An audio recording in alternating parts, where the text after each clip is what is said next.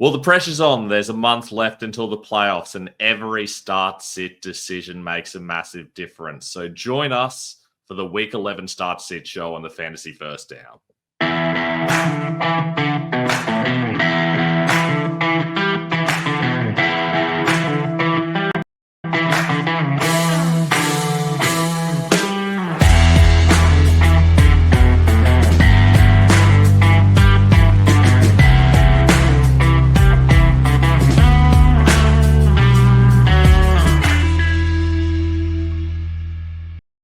I'm Ben Wasley. Welcome to the Fantasy First Down. Boy, have we got some interesting changes to our rankings already in the last couple of days. We're a little bit late this week just because I've had a very busy weekend trying to catch up with everything, and I want to make things I got things right before I got them out to you. I've got some big tight end injury news that's going to be updated in my rankings. It's already on the website, but I'll take you through what to expect from that and some good streamers that you can slide in if you have this guy on your roster. But before we get into that stuff, if you haven't already, it would be great if you could like and subscribe on YouTube. You can also follow our stuff on Instagram at the Fantasy First Down and on Twitter at Fantasy First Down with no O. My rankings are at ffdfantasyfootball.com and my articles are over at football.rasball.com. But let's get into the rankings for Week 11. And as always, we're starting with the quarterbacks.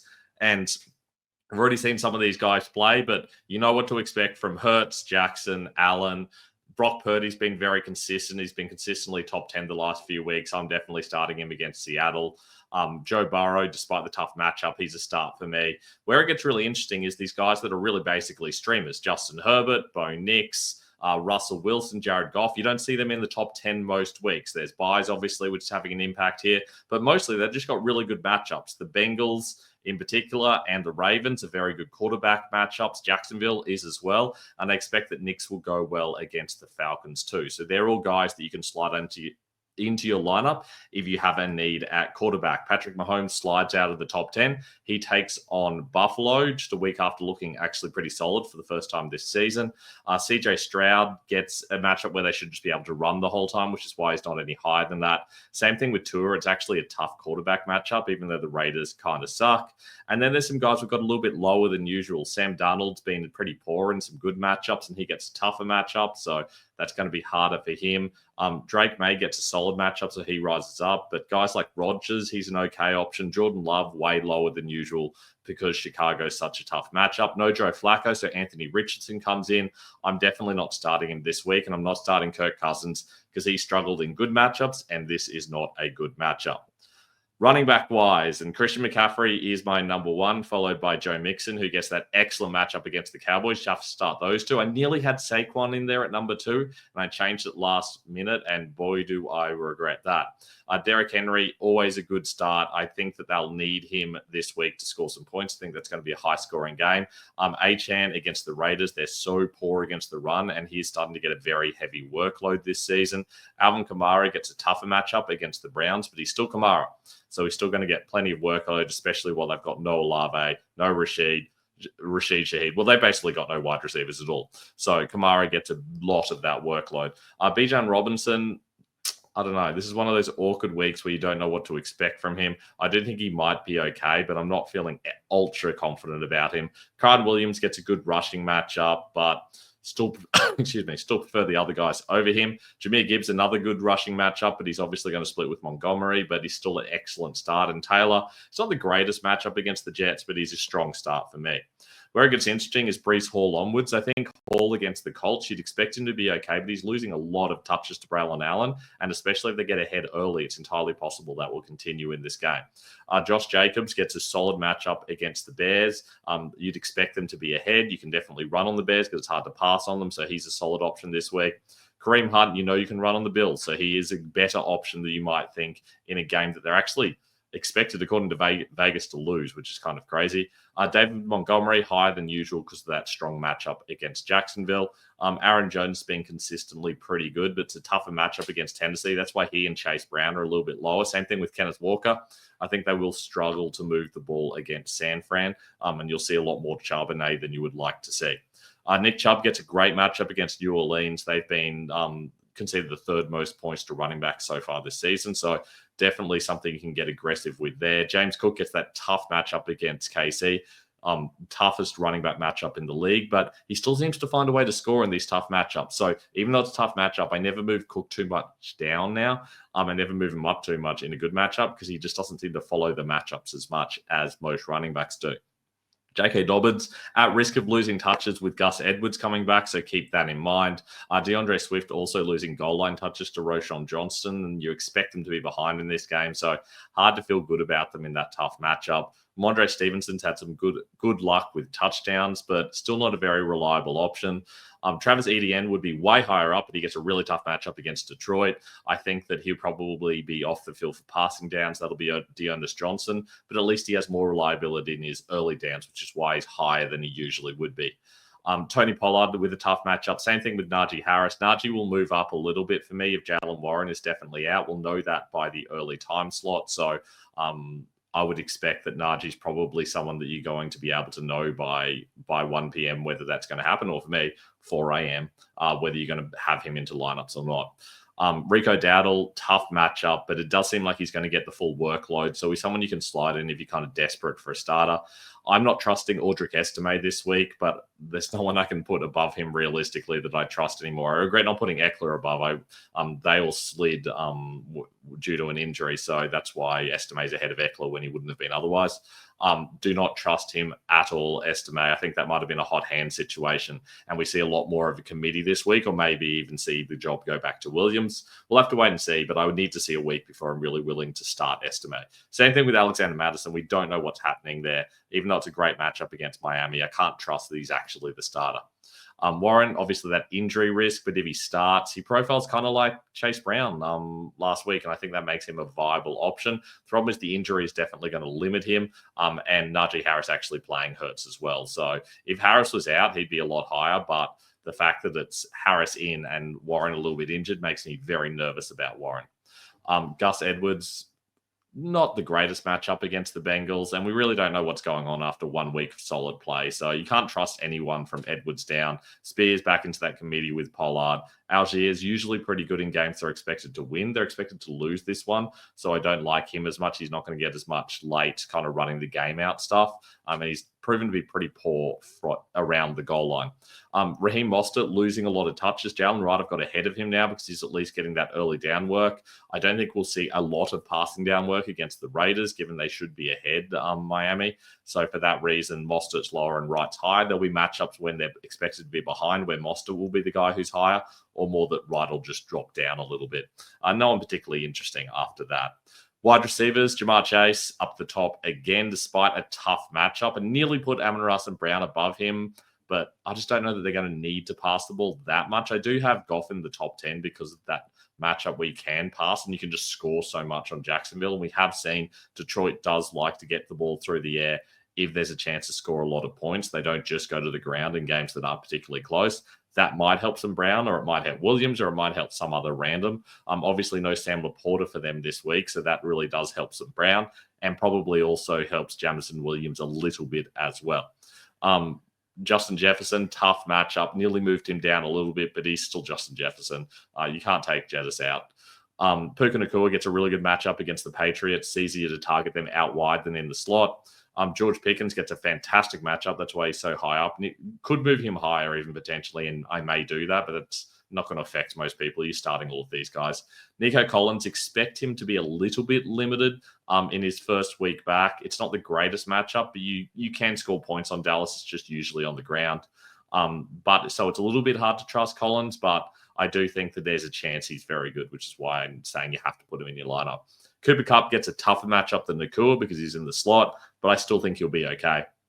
Deebo Samuel, he gets the benefit of that injury I talked about earlier. George Kittle not expected to play. That means we should see more CMC. We should see more Deebo and should see more Juwan Jennings as well, and maybe even Ricky Pearsall. So Deebo is the beneficiary of that in a situation where basically you can attack the Seahawks. You can score points everywhere on the Seahawks.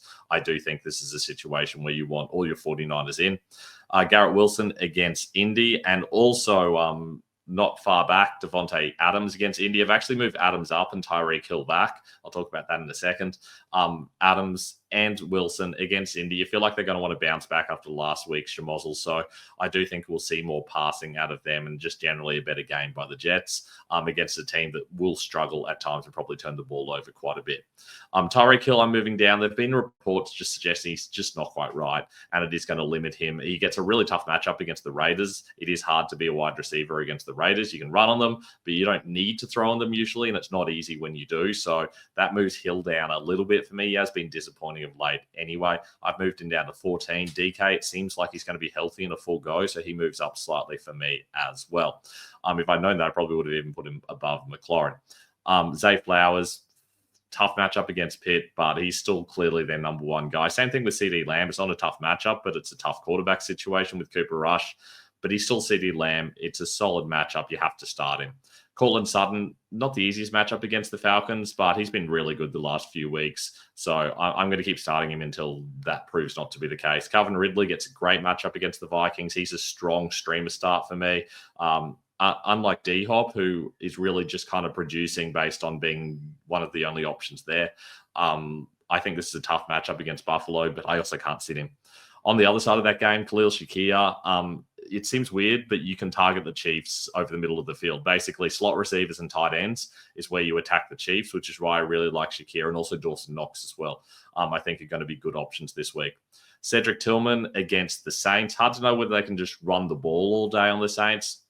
I don't know they're necessarily going to be in front that clearly, so it might be that we see a fair bit of Jameis Winston passing. He seems to like Cedric Tillman the best, but Jerry Jeudy and Elijah Moore are also viable, kind of lower-end options.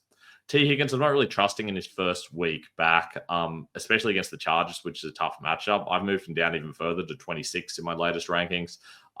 So just be very careful with him. I'm not sure that you can really, truly rely on him. Jaden Reed gets a tough matchup against the Bears, especially in the slot. That's not a good situation. Very hard to attack the Bears with the passing game anyway, but especially not over the middle of the field to your slot receiver. So I'm not trusting Reed this week, but he might be okay. We know how Jaden Reed works. Sometimes he just has these explosive 100-yard games, and other times he's hardly involved. So it's always a lottery with him. I feel like this is a week where he might be one of those lower-end guys, but with Reed, if you need points, there's always the possibility you get a lot with him. Juwan Jennings, especially with Kittle out, he's moved up because of Kittle being out, maybe even up to 23, maybe 24. I do like him this week. We saw he was good last week, and I think there's a chance. Now, he could be poor. It's always the chance with the 49ers because they've got so many weapons. It's possible it's a lot of CMC and Debo and a little bit of Ricky Pearsall and maybe even Eric Sobert. But I do think Jennings is a good chance of being involved. Darnell Mooney, obviously battling a bit of an injury at the moment, but does seem like he'll play okay. It's not the greatest matchup against the Broncos, but he's been really good this season. He's top 12 wide receiver this season. I don't know that you can have him any lower than this. Jacoby Myers, clearly the number one in Vegas, but with that coaching change, will it have an impact? It's a tough matchup against Miami. I'm still willing to start him just ahead of Josh Downs, who gets badly hurt by Anthony Richardson returning. I do think he's still going to be okay. We have seen Downs get hurt less by Richardson than Michael Pittman did, but I still don't particularly want to start Downs. Ladd McConkey, I'm way below consensus on this because I don't really understand why you'd have him any higher. He had one good week where he scored a couple of slightly fluky touchdowns. He's impressive. He's a good PPR option, but we're talking half PPR rankings here. Against the Bengals, you can't really attack the Bengals over the middle of the field. It's more of an out-wide situation. So I just don't love this situation with McConkey. It doesn't feel like a good matchup to me. Tank Dell, it's hard to trust him at the best of times, but with Nico Collins coming back against the Cowboys, basically needs a touchdown to pay off. I'm not sure that that's going to happen. Jackson Smith-Njigba had a massive week last week for no reason at all. Now takes on the 49ers. They're pretty good against the slots. They don't love that situation. Brian Thomas coming back from injury. It's a great matchup, but I don't trust him because of the injury issue. So Thomas is someone that I don't really have high on my radar. Same reason as Amari Cooper. That injury is a concern, plus very tough matchup against the Chiefs. Thomas is someone I could imagine having higher if I knew he was healthier. I think I'd probably have him up into the, like, if you feel like he's healthy, you can put him up towards like 27, 28, but I just don't know that he is. So keep your ear to the ground. And if it's like he's a full go, everything's awesome, then you can move him up a little bit higher. And if that means you start him, you start him. Jalen Waddle, hard to trust at the best of times. Against the Raiders, I trust him even less. Jamison Williams gets a better matchup, but he's very boom bust at the moment. I think Laporta being out might help him, but I can't have him any higher than that. I talked about Judy and Elijah Moore already, although Elijah Moore is in the slot. You can attack the Saints through the slot in particular, so he might have a solid game there. Quinn Johnston, I'm not going to trust just based on one really good week, but he is a solid streaming option, more of a desperation option. In my article, I had him as a proper start. I think I probably regret that. I want to move him down a little bit, but I don't know. Still someone, if you're a little bit desperate, you can have DJ Moore. It's insane having him this low. He's such a talented player, and he's just not producing, and it's all because of the scheme and Caleb Williams. The coaching staff are just doing a bad job of using their weapons. They brought all these weapons in, and then they're not using them. They need a new OC. They need a new DC for next season. Trying to be consistent, but they just end up being stuck in the mud. Romeo Dobbs, tough matchup against Chicago. Normally I've had him higher, but the matchup's an issue. Keenan Allen against the Packers. You can actually attack the Packers over the middle of the field with the slot. So that'll help him and technically helps Cole Kmet, but I just don't think either of those guys are getting enough targets to be interesting to me. I've moved Pearsall up a little bit with the Kittle injury as well. Demario Douglas, one of those guys in PPR, a little bit better, but kind of the only pat that you can start at the moment in the wide receiver position. No one else particularly of interest there that's getting me excited. Tight end rankings, and Travis Kelce is number one. George Kittle is likely to be out. Obviously, keep your ear to the ground, but it is risky because he's playing in that later time slot, the 4 o'clock time slot. So for that reason, you probably just want to have another option either in the later time slot, or you just want to take him out entirely and put someone else in because he is expected to not play. So just scratch him off your list mentally, physically, emotionally. Just no Kittle this week, probably. So for that reason, just imagine he's not there and everyone slides up. Brock Bowers, solid matchup, very good player. Looking forward to him this week. David Njoku gets that solid matchup against the Saints. He has a good chance of scoring. Mark Andrews against Pittsburgh. We've seen him be pretty productive in games against good teams. And the Steelers this season appear to be a good team. So I do think that Andrews could be solid this week. Evan Ingram against Detroit. I think good scoring upside here. I think they're going to have to throw the ball. And I do think Mac Jones checks down to him quite a lot. So that's why he's a little bit higher than usual. TJ Hawkinson, only played half the snaps last week and looked pretty good. I expect that to increase a little bit, maybe 3/4, 2/3 of the snaps this week. So I don't even think he's going to get up to that full workload this season anyway. So I think this week might be the best we see from him, and that's what we're going to see for the rest of the season. Hopefully it's good. Taysom Hill, always a risk, boom bust. Use him if you need a lot of points and are willing to accept the fact that you might get like 3 or 4. Tucker Kraft gets a good matchup against Chicago. You can attack them through the slot, but it's mainly the tight end that gets the work done. So that's going to help Kraft if it goes that way. It's probably going to be the running backs, honestly. Kyle Pitts against Denver, not the greatest matchup. Hard to trust him at the moment, which is why I don't have him any higher. Not many guys here I'm really excited about. Hunter Henry's an okay option, but he's a bit all over the place at the moment. Mike Gesicki, now that T. Higgins is probably back, I might even move him down a little bit, but it's hard to know exactly what's going to happen there. Tanner Hudson took a lot of the touches last week for him as well. I just think Higgins probably isn't fully healthy, so we still see a fair amount of Gesicki. Dawson Knox gets a fantastic matchup against the Chiefs, which sounds crazy, but this is how you attack the Chiefs. He's going to be out there the vast majority of the time because it ain't going to be Quinn Morris in 11 personnel. So he's going to have to be there in 11 and probably in 12 as well. So I do think Knox runs a lot of routes. Murray Cooper not fully fit. No Keon Coleman. It just feels like Dawson Knox could be good this game. No one else particularly exciting. Janu Smith and Will Disley, desperation options. Jake Ferguson, it's really hard to trust anyone with Cooper Rush, but might get plenty of checkdowns. AJ Barner in with Noah Fant out. He might be okay as a streamer. No one else I'm particularly interested there, honestly. And that's all we've got for week 11 of our start sits on the Fantasy First Down. As always, if you've got questions, feel free to put them in the comments or hit me up on Instagram at the Fantasy First Down or Twitter at Fantasy First Down with no O. Our rankings are all at ffdfantasyfootball.com. They'll be updated consistently going into the games. Check them anytime up until game time. Articles at football.rasball.com. And finally, you can like and subscribe. That'll help us out as well. I look forward to seeing you guys on the next video.